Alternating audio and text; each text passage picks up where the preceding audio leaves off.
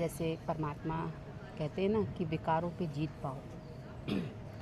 विकार माने वही काम, क्रोध, लोभ, मोह, अहंकार, ईर्ष्या, राग, द्वेष, आलस, वासना, ये विकारों पे जीत पाओ।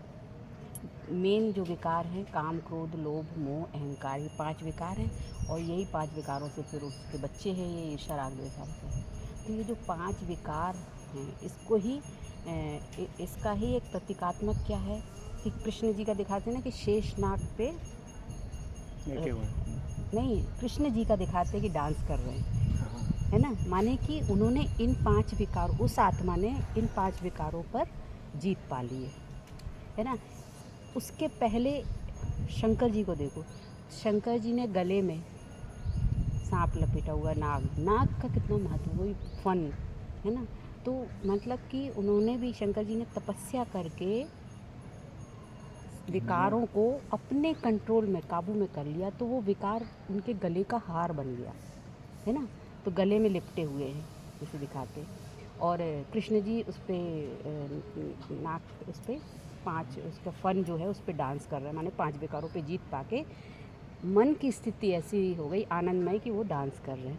फिर दिखाते विष्णु जी, विष्णु जी शेष सैया पे लेटे हुए हैं और क्षीर सागर में।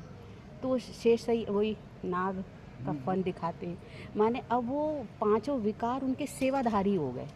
मतलब काम, क्रोध, लोभ, मोह, अहंकार जो प्रकृति के विकार हैं, शरीर के, मन के विकार हैं, वो अब उनके काबू में हो गए।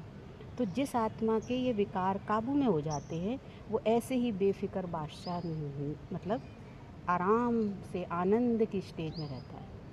तो ये विष्णु जी का, उसको देख के ये मिलता है। अच्छा, अपन ने ये भी पढ़ा है कि लक्ष्मण जी जो है वो शेषनाग बोलते हैं ना, शेषनाग के अवतार हैं, क्या बोलते हैं। तो एक्चुअल में देखो लक्ष्मण जी किसके प्रतीक है? क्रोध, यंग है और जोश है। जोश है माने क्रोध, क्रोध हर बार बुरा नहीं होता, कई बार वही क्रोध अच्छे काम के लिए भी उपयोग होता है ना। गलत काम के लिए यदि वो होता, क्या एक एनर्जी है ना, क्रोध भी एक एनर्जी है, जोश है ना, एक ऊर्जा।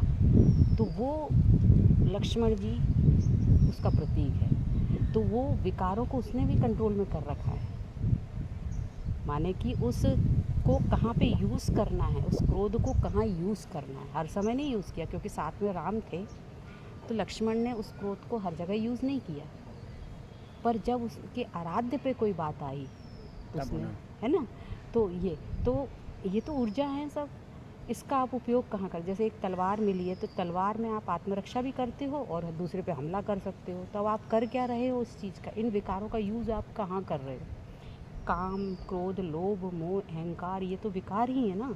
लेकिन जब आप ज्ञान के द्वारा इसको कंट्रोल कर लेते हो, इन विकारों को अपने काबू में कर लेते हो, तो ये विकार आपके सहयोगी बन जाते हैं। जैसे परमात्मा कहते हैं कि प्रकृति जीत बनो, माने ये जो विकार है ना ये आपके अधीन रहेंगे।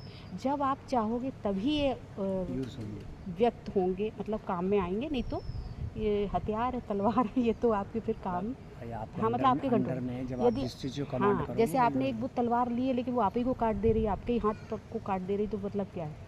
तो ये हथियार है, ये शस्त्र है, पर ये कहाँ पे यूज़ करने, कहाँ नहीं करने, ये विवेक जो है वो ज्ञान से आता है। इसीलिए ये कहा जाता है कि इन विकारों को कंट्रोल। तो जो ये सांपों का उदाहरण जो दिया है ना कि सांप गले में लिपटे हैं शंकर जी के, या उस शेष सैया पे विष्णु जी लेटे हैं, या कृष्ण जी डांस कर रहे हैं नाग पे, तो ये क्या है?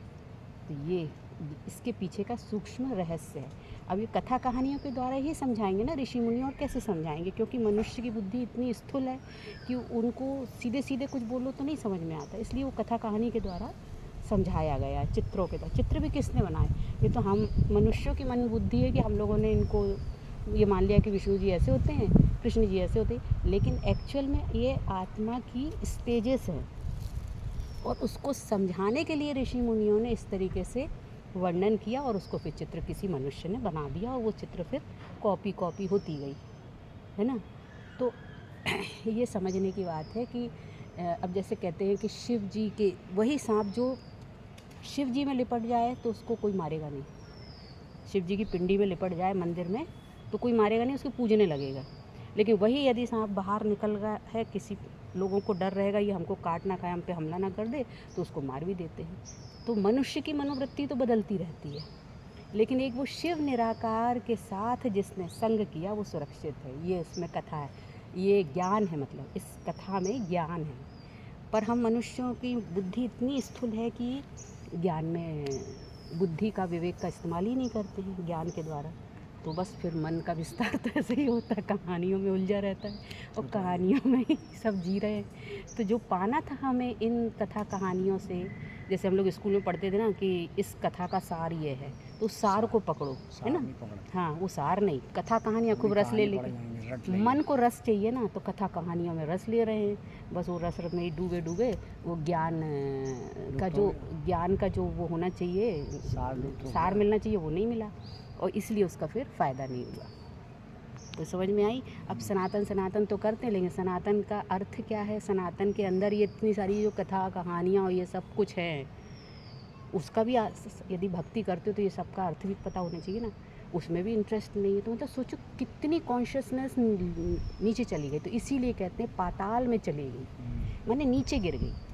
ऊपर उठाने के लिए तो परमात्मा कह रहा है ज्ञान से ही उठेगी बुद्धि, ऊपर उठेगी। पारस बुद्धि तभी बनेगी, पत्थर से पारस बुद्धि तभी बनेगी जब परमात्मा का ज्ञान, जो एक एक है, कहते हैं ना हंस बना देगा आपको। तभी तो सरस्वती जी हंस में बैठी हैं। हंस बना देना, दूध का दूध, पानी का पानी कर देगा। आप देख पाओगे क्या मिलावट है इस कथा कहानी में भी, कहाँ कहाँ क्या मिलावट है और सच्चाई क्या है इस कथा कहानी में। ये विवेक जागृत हो जाता है ज्ञान से। लेकिन ये भी है, जो ज्ञानी जन होते हैं ना, वो बाद में मौनी जन भी हो जाते हैं, मौनी हो जाते हैं। मौनी क्यों हो जाते हैं? फिर वो मज़े लेते हैं सृष्टि के खेल को देख देख के। मतलब सब कुछ पता है ना कि भी ये क्यों हो रहा है ऐसा, है ना।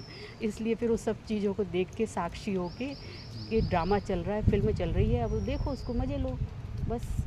तो ये इसीलिए मौनी हो जाते हैं, फिर मौनी बाबा बन जाते। ओम शांति।